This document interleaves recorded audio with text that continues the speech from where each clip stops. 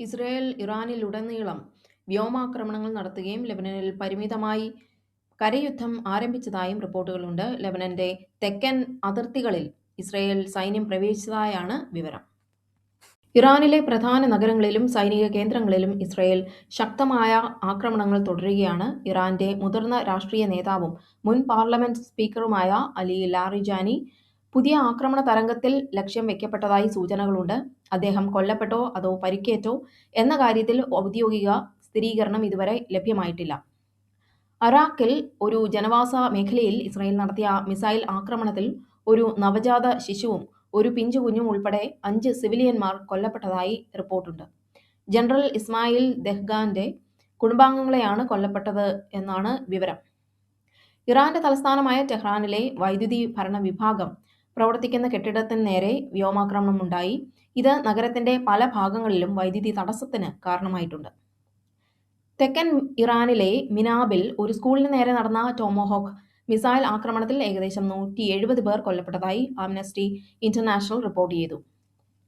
ഇറാന്റെ വ്യോമ പ്രതിരോധ സംവിധാനങ്ങളുടെ 85% മിസൈൽ ലോഞ്ചറുകളിലെ 70% തങ്ങൾ തകർത്തതായി ഇസ്രായേൽ അവകാശപ്പെടുന്നു. ഫെബ്രുവരി 28-ന് യുദ്ധം ആരംഭിച്ചതു മുതൽ ഇറാനിൽ ഇതുവരെ 1300-ലധികം ആളുകൾ കൊല്ലപ്പെട്ടതായി ഇറാൻ റെഡ് ക്രസന്റ് അറിയിച്ചു. എന്നാൽ മറ്റുള്ള റിപ്പോർട്ടുകൾ പ്രകാരം 1500 പേർ കൊല്ലപ്പെട്ടിരിക്കുന്നു. ഏകദേശം 19,000-നടുത്ത് ആൾക്കാർ ഇഞ്ചേർഡ് ആയിട്ടുണ്ട്. ഇറാനിലെ പ്രധാന എണ്ണ ശുദ്ധീകരണശാലകളും വൈദ്യുതി നിലയങ്ങളും തകർത്തതോടെ രാജ്യം കടുത്ത ഊർജ പ്രതിസന്ധിയിലാണ്. ഇറാൻ അയൽ രാജ്യങ്ങളിലെ വിവിധ കേന്ദ്രങ്ങളിൽ ശക്തമായ ആക്രമണങ്ങൾ നടത്തിയിട്ടുണ്ട്. അതിന്റെ ഡീറ്റെയിൽസ് പ്രകാരമാണ്: അബുദാബിയിൽ ഇറാന്റെ ബാലിസ്റ്റിക് മിസൈൽ UAE പ്രതിരോധ സംവിധാനം തകർത്തെങ്കിലും അതിന്റെ അവശിഷ്ടങ്ങൾ പതിച്ച് ബനിയാസ് പ്രദേശത്ത് ഒരു പാകിസ്ഥാൻ സ്വദേശി കൊല്ലപ്പെട്ടു. ദുബായിൽ ഇന്ന് പുലർച്ചെ നഗരത്തിൽ വൻ സ്ഫോടന ശബ്ദങ്ങൾ കേട്ടതിനെ തുടർന്ന് സുരക്ഷിതമായ ഇടങ്ങളിലേക്ക് മാറാൻ താമസക്കാർക്ക് നിർദ്ദേശം നൽകി. ഫുജൈറയിൽ ഫുജൈറ ഓയിൽ ഇൻഡസ്ട്രി സോണിന് നേരെ ഇറാന്റെ ഡ്രോൺ ആക്രമണം ഉണ്ടായി. കൂടാതെ ഒരു എണ്ണക്കപ്പലിന് നേരെയും ആക്രമണം ഉണ്ടായി. ഷാ ഗ്യാസ് ഫീൽഡ്, അതായത് സൗദി അതിർത്തിയോട് ചേർന്നുള്ള വലിയ പ്രകൃതിവാതക പാടമാണിത്. ഇതിന് നേരെയും ഡ്രോൺ ആക്രമണം ഉണ്ടാവുകയും അവിടെ തീപിടുത്തം ഉണ്ടാവുകയും ചെയ്തു. ഇറാഖിൽ ബാഗ്ദാദിലെ അമേരിക്കൻ എംബസിക്ക് നേരെ യുദ്ധം തുടങ്ങിയ ശേഷമുള്ള ഏറ്റവും ശക്തമായ ആക്രമണം ഇന്ന് നടന്നു. 5-ലധികം ഡ്രോണുകളും റോക്കറ്റുകളും എംബസിക്ക് നേരെ തൊടുത്തുവിട്ടു. ഒരു ഡ്രോൺ എംബസി വളപ്പിൽ തന്നെ പതിച്ചു. ഖത്തറിൽ ഇന്ന് ഖത്തറിനെ ലക്ഷ്യമിട്ടെത്തിയത് 14 ബാലിസ്റ്റിക് മിസൈലുകളും നിരവധി ഡ്രോണുകളുമാണ്. ഇവയെല്ലാം തകർത്തതായി ഖത്തർ പ്രതിരോധ മന്ത്രാലയം അറിയിച്ചു. തലസ്ഥാനമായ ദോഹയിൽ വലിയ സ്ഫോടന ശബ്ദങ്ങൾ കേട്ടു. സൗദി അറേബ്യയിൽ സൗദിയുടെ കിഴക്കൻ മേഖല ലക്ഷ്യമിട്ടെത്തിയ 6 ഡ്രോണുകളെ സൗദി പ്രതിരോധ സേന വെടിവെച്ചിട്ടു. ഫെബ്രുവരിയിൽ മുംബൈ തീരത്ത് നിന്ന് ഇന്ത്യൻ കോസ്റ്റ് ഗാർഡ് പിടിച്ചെടുത്ത 3 ടാങ്കറുകൾ വിട്ടു നൽകണമെന്ന് ഇറാൻ ആവശ്യപ്പെട്ടതായി റിപ്പോർട്ടുകളുണ്ട്.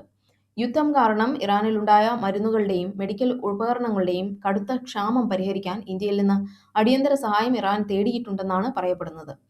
പേർഷ്യൻ ഗൾഫിലും ഹോർമൂസ് കടലിടുക്കിലും കുടുങ്ങിക്കിടക്കുന്ന 20ഓളം ഇന്ത്യൻ കപ്പലുകൾക്ക് സുരക്ഷിതമായി കടന്നുപോകാൻ അനുമതി നൽകുന്നതിന് പകരമായാണ് ഈ ആവശ്യങ്ങൾ ഇറാൻ മുന്നോട്ട് വെച്ചതായി പറയപ്പെടുന്നു. ടാങ്കറുകൾക്ക് പകരം കപ്പലുകൾക്ക് സുരക്ഷിത പാത നൽകുന്ന തരത്തിലുള്ള കരാറിനെക്കുറിച്ചുള്ള വാർത്തകൾ അടിസ്ഥാനരഹിതമാണെന്ന് ഇന്ത്യൻ വിദേശകാര്യ മന്ത്രാലയം വ്യക്തമാക്കി. പിടിച്ചെടുത്ത കപ്പലുകൾ ഇറാന്റെ ഉടമസ്ഥയിലുള്ളവയല്ലെന്നും അതിനാൽ അവ വിട്ടു നൽകുന്ന കാര്യത്തിൽ ഇറാനുമായി ചർച്ച നടത്തേണ്ടതില്ലെന്നും ഇന്ത്യൻ ഉദ്യോഗസ്ഥർ അറിയിച്ചു. അടുത്തിടെ ചില ഇന്ത്യൻ എണ്ണക്കപ്പലുകൾ സുരക്ഷിതമായി ഇന്ത്യയിലെത്തിയത് ഇരു രാജ്യങ്ങളും തമ്മിലുള്ള ദീർഘകാല നയതന്ത്ര ബന്ധത്തിന്റെ ഫലമാണെന്നും പ്രത്യേക കരാറിന്റെ ഭാഗമല്ലെന്നും ഇന്ത്യൻ വക്താവ് രൺധീർ ജയ്സ്വാൾ പറഞ്ഞു. 46,500 മെട്രിക് ടൺ ഗ്യാസുമായി രണ്ടാമത്തെ പ്രധാന ഇന്ത്യൻ LPG കപ്പലായ നന്ദാദേവി ഇന്ന് ഗുജറാത്തിലെ വാദിനാർ തുറമുഖത്ത് സുരക്ഷിതമായി എത്തിച്ചേർന്നു. ഇന്നലെ ശിവാലിക് എന്ന കപ്പൽ മുന്ദ്ര പോർട്ടിൽ എത്തിയിരുന്നു. ഏകദേശം 800ഓളം ഇന്ത്യൻ ജീവനക്കാരുള്ള 22 മുതൽ 28 വരെ ഇന്ത്യൻ കപ്പലുകൾ ഇപ്പോഴും ഹോർമൂസ് കടലിടുക്കിന് സമീപം അനുമതിക്കായി കാത്തുനിൽക്കുകയാണ്. കാബൂളിലെ ഒരു ലഹരി വിമുക്ത കേന്ദ്രത്തിന് നേരെ പാകിസ്ഥാൻ സൈന്യം നടത്തിയ വ്യോമാക്രമണത്തിൽ 400 പേർ കൊല്ലപ്പെട്ടതായി അഫ്ഗാൻ താലിബാൻ സർക്കാർ ആരോപിച്ചു. കിഴക്കൻ കാബൂളിലെ 2000 കിടക്കുകളുള്ള ഒമാർ അഡിക്ഷൻ ട്രീറ്റ്മെന്റ് ഹോസ്പിറ്റലിലാണ് ആക്രമണം നടന്നത്. കൊല്ലപ്പെട്ടവർക്ക് പുറമെ 250ഓളം പേർക്ക് പരിക്കേറ്റതായും അഫ്ഗാൻ വക്താവ് ഹംദുള്ള ഫിത്രത്ത് അറിയിച്ചു. ആശുപത്രിക്ക് നേരെ ആക്രമണം നടത്തിയെന്ന ആരോപണം പാകിസ്ഥാൻ ശക്തമായി നിഷേധിച്ചു. തങ്ങൾ സൈനിക താവളങ്ങളെയും ഭീകരവാദികളുടെ ഒളിത്താവളങ്ങളെയും മാത്രമാണ് ലക്ഷ്യം വെച്ചതെന്ന് പാകിസ്ഥാൻ വാർത്താവിനിമയ മന്ത്രി അത്താവുള്ള തരാർ പറഞ്ഞു. സ്ഫോടനം നടന്ന സ്ഥലത്ത് നിന്ന് സെക്കൻഡറി സ്ഫോടനങ്ങൾ ഉണ്ടായതായും ഇത് അവിടെ ആയുധങ്ങൾ സൂക്ഷിച്ചിരുന്നു എന്നതിന്റെ തെളിവാണെന്നും പാകിസ്ഥാൻ അവകാശപ്പെടുന്നു. അഫ്ഗാൻ താലിബാൻ പാകിസ്ഥാന്റെ ആഭ്യന്തര സുരക്ഷയ്ക്ക് ഭീഷണിയായ തീവ്രവാദ ഗ്രൂപ്പുകൾക്ക് അഭയം നൽകുന്നുവെന്നാരോപിച്ച് ഫെബ്രുവരി അവസാന വാരം മുതലാണ് ഇരു രാജ്യങ്ങളും തമ്മിൽ നേരിട്ടുള്ള യുദ്ധം ആരംഭിച്ചത്. ക്യൂബയുടെ ദേശീയ വൈദ്യുത ഗ്രിഡ് പൂർണ്ണമായും തകരാറിലായതോടെ ഏകദേശം 10 ദശലക്ഷം ആളുകൾ ഇരുട്ടിലായി. ചിലയിടങ്ങളിൽ വൈദ്യുതി ഭാഗികമായി പുനഃസ്ഥാപിച്ചെങ്കിലും ഗ്രിഡ് ഇപ്പോഴും അതീവ ദുർബലമാണ്. അമേരിക്ക ഏർപ്പെടുത്തിയ കടുത്ത ഉപരോധം കാരണം കഴിഞ്ഞ 3 മാസമായി ക്യൂബയിലേക്ക് എണ്ണക്കപ്പലുകൾ എത്തിയിട്ടില്ലെന്ന് പ്രസിഡന്റ് മിഗ്വൽ ദിയാസ് കാനൽ സ്ഥിരീകരിച്ചു. രാജ്യത്തെ താപവൈദ്യുത നിലയങ്ങൾ കാലപ്പഴക്കം ചെന്നതും ശരിയായ അറ്റകുറ്റപ്പണികൾ നടക്കാത്തതും പ്രതിസന്ധി രൂക്ഷമാക്കി. ഇന്നത്തെ എണ്ണ വില നോക്കാം. ബ്രെന്റ് ക്രൂഡ് ഓയിലിന് ബാരലിന് ഏകദേശം $102.94 ഏകദേശം 2.72% വർധനവുണ്ടായിരിക്കുന്നു. WTI ക്രൂഡ് ഓയിലിന് ബാരലിന് ഏകദേശം $95.98, അതായത് 2.57% കഴിഞ്ഞ ദിവസത്തേക്കാൾ വർധനവ് ഉണ്ടായിരിക്കുന്നു. പ്രകൃതിവാതകത്തിന് യൂണിറ്റിന് $3.03 ആണ് വില. മധ്യേഷ്യയിലെ യുദ്ധം കാരണം ആഗോളതലത്തിൽ എണ്ണവില കുതിച്ചുയരുന്ന സാഹചര്യത്തിൽ ശ്രീലങ്ക ഉൾപ്പെടെയുള്ള ഏഷ്യൻ രാജ്യങ്ങൾ കടുത്ത ഇന്ധന സംരക്ഷണ നടപടികൾ നടപ്പിലാക്കി വരികയാണ്. ശ്രീലങ്കയിലെ നിയന്ത്രണങ്ങൾ ഇപ്രകാരമാണ്. ബുധനാഴ്ചകളിൽ അവധി പ്രഖ്യാപിച്ചിരിക്കുന്നു. അതായത് സർക്കാർ ജീവനക്കാർക്ക് ഇന്ധന ഉപഭോഗം കുറയ്ക്കുന്നതിനായി എല്ലാ ബുധനാഴ്ചകളും നിർബന്ധിത അവധി അല്ലെങ്കിൽ വർക്ക് ഫ്രം ഹോം ദിവസമായി പ്രഖ്യാപിച്ചു. ലൈസൻസ് പ്ലേറ്റ് നമ്പറുകൾ അടിസ്ഥാനമാക്കി സ്വകാര്യ വാഹനങ്ങൾ റോഡിലിറക്കുന്നതിന് പ്രത്യേക ദിവസങ്ങൾ നിശ്ചയിച്ചിരിക്കുന്നു. സ്കൂളിൽ നിയന്ത്രണങ്ങൾ ഏർപ്പെടുത്തിയിരിക്കുന്നു. സ്കൂൾ ബസ്സുകളുടെ ഇന്ധനം ലാഭിക്കുന്നതിനായി കൊളംബോ ഉൾപ്പെടെയുള്ള നഗരങ്ങളിൽ ആഴ്ചയിൽ 2 ദിവസം ഓൺലൈൻ ക്ലാസുകളിലേക്ക് മാറ്റി. പാകിസ്ഥാനിൽ കടുത്ത സാമ്പത്തിക പ്രതിസന്ധി മറികടക്കാൻ ആഴ്ചയിൽ 5 പ്രവൃത്തി ദിവസങ്ങൾ മാത്രമാക്കി ചുരുക്കി. കൂടാതെ വൈദ്യുതി ലാഭിക്കാൻ എല്ലാ മാർക്കറ്റുകളും രാത്രി 8 മണിക്ക് അടയ്ക്കാൻ ഉത്തരവിട്ടിരിക്കുന്നു. ബംഗ്ലാദേശിൽ പ്രകൃതിവാതക ക്ഷാമം കാരണം രാജ്യത്തുടനീളം നിയന്ത്രിത വൈദ്യുതി തടസ്സം ഏർപ്പെടുത്തി. പള്ളികളിലും മറ്റ് ആരാധനാലയങ്ങളിലും എയർ കണ്ടീഷണർ ഉപയോഗിക്കുന്നതിന് നിയന്ത്രണം ഏർപ്പെടുത്തിയിട്ടുണ്ട്. ഫിലിപ്പൈൻസിൽ ഇന്ധന വിലക്കയറ്റം നേരിടാൻ സർക്കാർ ഓഫീസുകളിൽ ആഴ്ചയിൽ 4 പ്രവൃത്തി ദിവസങ്ങൾ നടപ്പിലാക്കാൻ ആലോചിക്കുന്നു. വിയറ്റ്നാമിൽ എണ്ണവില വർധനവ് തടയാൻ സർക്കാർ സബ്സിഡികൾ നൽകുന്നുണ്ടെങ്കിലും പല പെട്രോൾ പമ്പുകളിലും ഇന്ധനക്ഷാമം കാരണം നീണ്ട ക്യൂ ആണ് ഉള്ളത്. റഷ്യൻ സൈന്യത്തിൽ കെനിയൻ യുവാക്കളെ ചേർക്കുന്നത് ഉടനടി നിർത്തലാക്കാൻ റഷ്യൻ സർക്കാരുമായി ധാരണയിലെത്തിയതായി കെനിയൻ വിദേശകാര്യ മന്ത്രാലയം അറിയിച്ചു.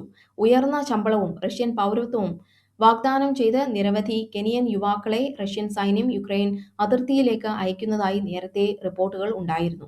ഇത് കെനിയയിൽ വലിയ പ്രതിഷേധങ്ങൾക്ക് കാരണമായി.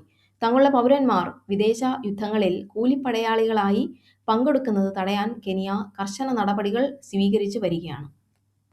ഇറാൻ ദേശീയ ഫുട്ബോൾ ടീം തങ്ങളുടെ ലോകകപ്പ് മത്സരങ്ങൾ അമേരിക്കയിൽ നിന്ന് മെക്സിക്കോയിലേക്ക് മാറ്റുന്നതിനായി ഫിഫയുമായി ചർച്ചകൾ നടത്തുകയാണ്.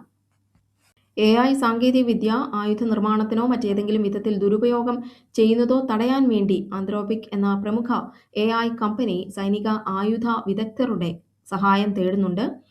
ആന്ത്രോപിക്കിന്റെ ക്ലോഡ് പോലുള്ള ആർട്ടിഫിഷ്യൽ ഇന്റലിജൻസ് മോഡലുകൾ ഉപയോഗിച്ച് ആരെങ്കിലും ജൈവ ആയുധങ്ങളോ രാസായുധങ്ങളോ നിർമ്മിക്കുന്നത് തടയുക എന്നതാണ് ഇതിന്റെ പ്രധാന ലക്ഷ്യം. ആയുധ നിർമ്മാണ മേഖലയിലുള്ള വിദഗ്ധരെ നിയമിക്കുന്നതിലൂടെ AIക്ക് നൽകുന്ന നിർദ്ദേശങ്ങളിൽ അപകടകരമായ കാര്യങ്ങളുണ്ടോ എന്ന് തിരിച്ചറിയാനും അവ തടയാനുമുള്ള സുരക്ഷാ സംവിധാനങ്ങൾ കൂടുതൽ ശക്തമാക്കാൻ കമ്പനി ഉദ്ദേശിക്കുന്നു. ലോകമെമ്പാടും യുദ്ധങ്ങൾ പടരുന്ന സാഹചര്യത്തിൽ തീവ്രവാദ ഗ്രൂപ്പുകളോ മറ്റ് രാജ്യങ്ങളോ എളുപ്പത്തിൽ ആയുധങ്ങൾ നിർമ്മിക്കാൻ AI ദുരുപയോഗം ചെയ്തേക്കാമെന്ന വലിയ ആശങ്ക നിലനിൽക്കുന്നുണ്ട്. സമാനമായ രീതിയിൽ ഓപ്പൺ AI പോലുള്ള കമ്പനികളും തങ്ങളുടെ AI മോഡലുകളുടെ സുരക്ഷ വർദ്ധിപ്പിക്കുന്നതിനായി സൈനിക ആയുധ വിദഗ്ധരുടെ സഹായം തേടുന്നുണ്ട്. പ്രശസ്ത വിജ്ഞാനകോശമായ എൻസൈക്ലോപീഡിയ ബ്രിട്ടാനിക്ക ആർട്ടിഫിഷ്യൽ ഇന്റലിജൻസ് കമ്പനിയായ ഓപ്പൺ AIക്കെതിരെ നിയമ നടപടി സ്വീകരിച്ചിരിക്കുകയാണ്. തങ്ങളുടെ പതിറ്റാണ്ടുകളായുള്ള വിജ്ഞാന ശേഖരവും ലേഖനങ്ങളും അനുവാദമില്ലാതെ ഓപ്പൺ AIയുടെ ChatGPT പോലുള്ള AI മോഡലുകളെ പരിശീലിപ്പിക്കാൻ ഉപയോഗിച്ചു എന്നതാണ് ബ്രിട്ടാനിക്കയുടെ പ്രധാന ആരോപണം. വിശ്വാസയോഗ്യമായ വിവരങ്ങൾ നൽകുന്ന ബ്രിട്ടാനിക്കയുടെ ഉള്ളടക്കം ഉപയോഗിച്ച് AI മോഡലുകൾ തെറ്റായ വിവരങ്ങൾ, അതായത് അതിന് പറയുന്നത് AI ഹാലൂസിനേഷൻസ് എന്നാണ്, ഇപ്രകാരം വിവരങ്ങൾ നൽകുന്നത് തങ്ങളുടെ ബ്രാൻഡ് മൂല്യത്തെ ബാധിക്കുമെന്ന് കമ്പനി വാദിക്കുന്നു. അനുവാദമില്ലാതെ ഡേറ്റ ഉപയോഗിച്ചതിന് വലിയ തുക നഷ്ടപരിഹാരമായി നൽകണമെന്നും ഭാവിയിൽ തങ്ങളുടെ ഉള്ളടക്കം ഉപയോഗിക്കുന്നതിന് കർശന നിയന്ത്രണങ്ങൾ വേണമെന്നും ബ്രിട്ടാനിക്ക ആവശ്യപ്പെടുന്നു. ഇന്റർനെറ്റിൽ ലഭ്യമായ വിവരങ്ങൾ ഉപയോഗിക്കുന്നത് ഫെയർ യൂസ് നയത്തിൽ പെടുമെന്നാണ് സാധാരണയായി ഇത്തരം കമ്പനികൾ വാദിക്കാറുള്ളത്. എന്നാൽ പകർപ്പവകാശമുള്ള ഡേറ്റ ഉപയോഗിക്കുന്ന കാര്യത്തിൽ ആഗോളതലത്തിൽ നിയമങ്ങൾ കർശനമായി കൊണ്ടിരിക്കുകയാണ്.